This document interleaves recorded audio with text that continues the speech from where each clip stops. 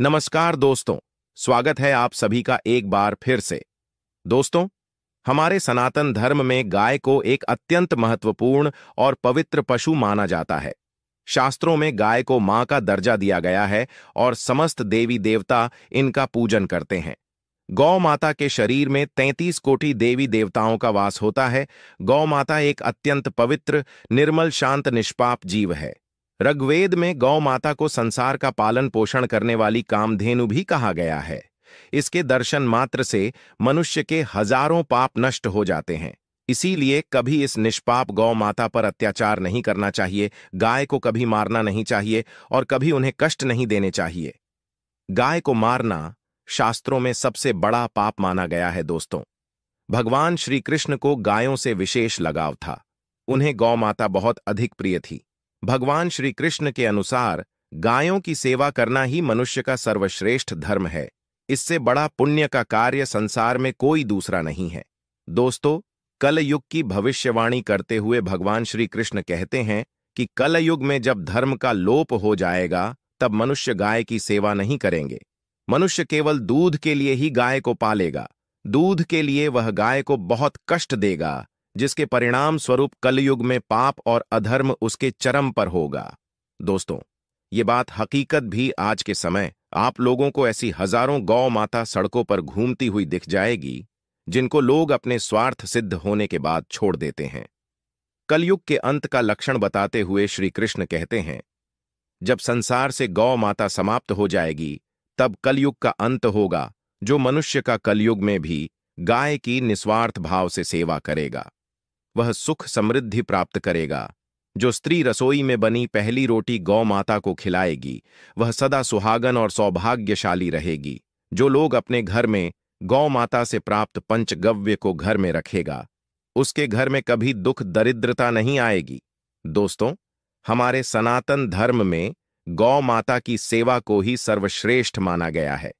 जो व्यक्ति प्रतिदिन किसी न किसी तरह से गौ माता की सेवा करता है, वह सबसे अधिक पुण्यवान बन जाता है। गांव में तो मनुष्य को गौ माता की सेवा करने का अवसर प्राप्त होता है, लेकिन शहरों में गौ माता के दर्शन आसानी से नहीं हो पाते हैं। इसीलिए मनुष्य को गौशाला में जाकर गौ सेवा करनी चाहिए अथवा गौशाला के लिए दान धर्म करने चाहिए। इसके अलावा आप अपने घर में ही गौ माता की मूर्ति रखकर उनकी पूजा जरूर करें। इससे भी माता कामधेनु का आशीर्वाद प्राप्त होता है। शास्त्रों में गौ माता को माता लक्ष्मी का रूप माना गया है। इसीलिए उनकी पूजा करने से दरिद्रता दूर होती है। प्राचीन काल से ही गौ माता की सेवा और संरक्षण करने की परंपरा चली आ रही है। कई आर्षि मुनि अपनी कुटिया में गायों का पालन करते थे तथा राजा महाराज गायों का दान करते थे। गायों के दान को सबसे बड़ा दान कहा गया है। गाय का दान करने से सभी जन्मों के पाप नष्ट हो जाते हैं और मनुष्य को मोक्ष की प्राप्ति होती है। आज हम आपको गौ माता के संबंध में बहुत ही महत्वपूर्ण बातें बताने जा रहे हैं। गाय की पूजा कैसे करनी चाहिए, गाय को कौन सी चीजें खिलाने से कौन सा फल मिलता है तथा गाय के किस अंग को स्पर्श करने से दरिद्रता दूर होती है, आदि बातों के बारे में हमारे शास्त्रों में बहुत ही महत्वपूर्ण ज्ञान दिया गया है। हमारी अत्यंत पूजनीय गौ माता के बारे में आप सभी को यह बातें अवश्य जान लेनी चाहिए। इससे आपके जीवन से सभी प्रकार के कष्ट दूर होंगे। दोस्तों, कई बार महिलाएं जाने अनजाने में गाय को कुछ ऐसी चीजें खिला देती हैं जिस माता लक्ष्मी क्रोधित हो जाती है। शास्त्रों में कहा गया है कि ये चीजें गाय को कभी नहीं खिलानी चाहिए। इससे मनुष्य के जीवन में दुर्भाग्य आता है और उसे किसी भी कार्य में सफलता नहीं मिलती है। तो चलिए जान लेते हैं। गौ माता के विषय में महत्वपूर्ण नियम। सबसे पहली बात है, दोस्तों को माता के दर्शन करना बहुत शुभ होता है। शास्त्र कहते हैं, रोज सुबह गाय के दर्शन होने से पुण्य की प्राप्ति होती है और सुबह गोबर के दर्शन होने से लक्ष्मी की प्राप्ति होती है। अगर किसी महत्वपूर्ण कार्य के लिए जा रहे हैं और अचानक ही गौ माता आपके रास्ते में आ जाती है, तो वह कार्य निश्चित ही सफल हो जाता है। किसी भी यात्रा पर निकलते समय अगर गौ माता के दर्शन हो जाए, तो वह यात्रा सुखपूर्वक पूर्ण हो जाती है। इसमें किसी बात का संचय नहीं है। ज्योतिष शास्त्र के अनुसार कुंडली में यदि पितृदोष होता है तो अन्य उपायों के साथ साथ गौ माता को प्रतिदिन रोटी और घास खिलाने से फायदा होता है और पितृदोष से मुक्ति मिलती है। इसी तरह कुंडली में यदि शनि की साढ़े साथी या महादशा है तो हर शनिवार और अमावस्या को काले रंग की गाय को घास या रोटी खिलाएं और उसकी पूजा करें। इससे शनि दोष कम होता है। गोमूत्र यानी कि गाय का मूत्र बहुत ही उपयोगी, पवित्र और स्वास्थ्य की दृष्टि से अत्यंत लाभकारी होता है। आध्यात्मिक दृष्टि से तो गोमूत्र का महत्व है ही, साथ ही वैज्ञानिक और स्वास्थ्य की दृष्टि से भी गोमूत्र के बहुत से लाभ बताए गए हैं। गोमूत्र में बहुत से खनिज पदार्थ और स्वास्थ्यवर्धक तत्व होते हैं जो हमारे शरीर को शुद्ध करते हैं और बहुत से रोगों से भी बचाते हैं। साथ ही गोमूत्र छिड़कने से वातावरण में शुद्धता और पवित्रता व्याप्त हो जाती है। इसीलिए हमारे शास्त्रों में शरीर को निरोगी रखने के लिए प्रतिदिन गोमूत्र का सेवन करने तथा घर में गोमूत्र छिड़कने के लिए कहा गया है। कुंडली में शुक्र ग्रह की स्थिति को मजबूत करने के लिए ज्योतिष शास्त्र के अनुसार सुबह का भोजन बनाते समय सबसे पहली रोटी निकालकर एक सफेद गाय को खिलाना शुभ माना जाता है। अगर आपकी कुंडली में बुध ग्रह कमजोर है या आपको किसी कारण इसके दुष्प्रभाव झेलने पड़ रहे हैं तो हर बुधवार के दिन गाय को हरा चारा खिलाना शुरू कर दें। इससे बुध से जुड़े दुष्प्रभाव दूर होंगे और आपको तमाम समस्याओं का हल मिल जाएगा। अगर कुंडली में मंगल दोष है जिसके कारण आपके जीवन में कई तरह की परेशानियां हैं तो लाल रंग की गाय की सेवा करें।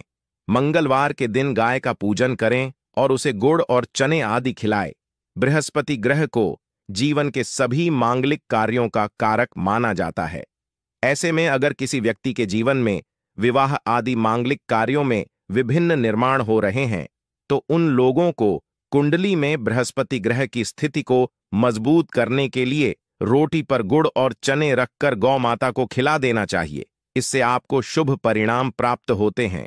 अगर घर में अशांति है, लड़ाई झगड़े होते रहते हैं तो घर में सुख शांति बनाए रखने के लिए घर के अंदर गाय के गोबर से बने उपले को जलाना चाहिए और उसकी दुआ संपूर्ण घर में फैलाना चाहिए। इससे घर की नकारात्मक ऊर्जा नष्ट होती है और सकारात्मक ऊर्जा में वृद्धि होती है। गाय के दूध, दही, घी, गोबर और गोमूत्र से बनने वाले मिश्रण को पंचगव्य कहते हैं। पंचगव्य को पाप नाशक कहा जाता है और हिंदुओं की एक धार्मिक विधि प्रस्तुत करने में इसका उपयोग किया जाता है। पंचगव्य को बनाने वाली सभी वस्तुएं अत्यंत उपयोगी होती हैं, जो स्वास्थ्य के लिए लाभदायक तो है ही, साथ ही औषधि गुना से भी भरपूर है। दोस्तों, अगर आपके द्वार पर गौ माता आती है तो उसे बिना रोटी खिलाई जाने मत देना, नहीं तो आपको दुर्भाग्य का सामना करना पड़ेगा, क्योंकि जिसके द्वार से गए बिना कुछ प्राप्त किए ही गौ माता लौट जाती है, उसके घर से धन की देवी माता लक्ष्मी भी चली जाती है। प्रत्येक स्त्री को प्रतिदिन गाय के लिए एक रोटी बनानी चाहिए और प्रेम से गौ माता को खिलानी चाहिए। इससे गौ माता का आशीर्वाद प्राप्त होता है और मन की इच्छाएं पूर्ण होती हैं। कुछ लोग गौ माता को बासी भोजन अथवा जूठन खिला देते हैं। इसे शास्त्रों में पाप माना गया है। आप किसी अन्य पशु को जूठन खिला सकते हैं, लेकिन गौ माता को कभी झूठा नहीं खिलाना चाहिए। भूख लगने के कारण गौ माता उस अन्न को ग्रहण तो कर लेती है, लेकिन इसका पाप उस व्यक्ति को लगता है जो गौ माता को ऐसा बासी और झूठा भोजन खिलाता है। एक शाकाहारी और पवित्र पशु है, इसीलिए गाय के भोजन में कभी मांस, अंडे आदि चीज नहीं डालनी चाहिए। ऐसा करने से महापाप लगता है। यदि आपकी कुंडली में चंद्र दोष है जिसके कारण लगातार परेशानी उठानी पड़ रही है तो आप ये एक उपाय जरूर करें। आप रोटी पर सफेद मक्खन, नमक और घी लगाकर गौ माता को खिला दें। यदि शनि दोष है तो आटे में थोड़े काले तिल मिलाकर रोटी बनाकर गौ माता को खिला दें। इससे शनि दोष समाप्त होता है। मंगल दोष को दूर करने के